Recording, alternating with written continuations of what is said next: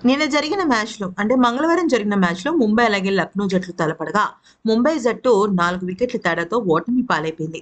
ఇక ఈ సీజన్‌లో ముంబై జట్టు ప్లే ఆఫ్ ఆశలు గల్లంతుగానే మారిపోయాయి. కానీ లక్నో జట్టుకు మాత్రం ఈ గెలుపు చాలా బాగా కలిసి వస్తుంది.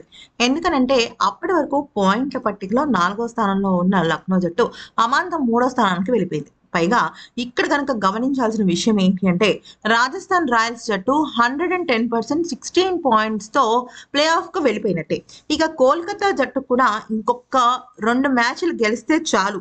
కోల్కతా జట్టు కూడా ఆల్మోస్ట్ వెళ్ళిపోయినట్టే. ఇక చెన్నై అలాగే లక్నో జట్లు ఒక రకంగా పోరాడుతున్నాయనే చెప్పాలి. చెన్నై, లక్నో జట్లు కూడా ఇక దాదాపుగా జరగబోయే 4, 5 మ్యాచుల్లో కనీసం 2-3 గెలుపులు సాధిస్తే అంటే ముఖ్యంగా లక్నో జట్టు మరొక 2 గెలుపులు సాధిస్తే ఖచ్చితంగా ప్లే ఆఫ్‌కి వెళ్ళిపోతుంది. కానీ చెన్నై జట్టు, ఎస్ఆర్‌హెచ్‌తో పాటుగా డీసీ ఈ 3 జట్లు కూడా చాలా ఎక్కువగా పోటీ పడుతున్నాయి. నిజానికి ఇక్కడ మీరు గమనించాల్సిన విషయం ఏంటి అంటే చెన్నై జట్టు, ఢిల్లీ జట్టు అలాగే సన్ రైజర్స్ జట్టు ఈ 3 జట్లకి కూడా 10 పాయింట్లే ఉన్నాయి యాస్ పర్ పాయింట్ల పట్టిక. కానీ వీళ్ళ రన్ రేట్ కారణంగానే చెన్నైకు 4వ స్థానం వచ్చింది.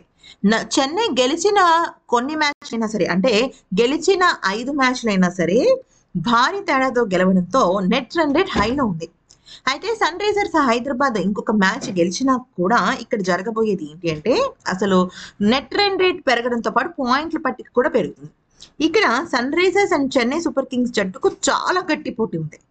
అయితే ఇక ఢిల్లీ జట్టుకి ఒక రకంగా వీళ్ళిద్దరి మీద పోటీ తక్కువే ఉన్నప్పటికీ కూడా వాళ్ళు గనక రాబోయే మ్యాచెస్ అన్నింటిలో కూడా భారీ తేడాతో గెలిస్తే మాత్రం మొత్తం పరిస్థితి తారుమారైపోతుంది. దాంతో ఇక ఇప్పుడు చెన్నై, హైదరాబాద్ జట్లకు చాలా గట్టి పోటీ ఉండగా ఢిల్లీ జట్టుకు కూడా నేనున్నాను అంటూ రావడం జరిగింది. ఇక గుజరాత్, పంజాబ్, ముంబై అలాగే బెంగళూరు జట్లకు ఆల్మోస్ట్ ఈ సీజన్‌లో ప్లే ఆఫ్ ఆశలు పోయినట్టే.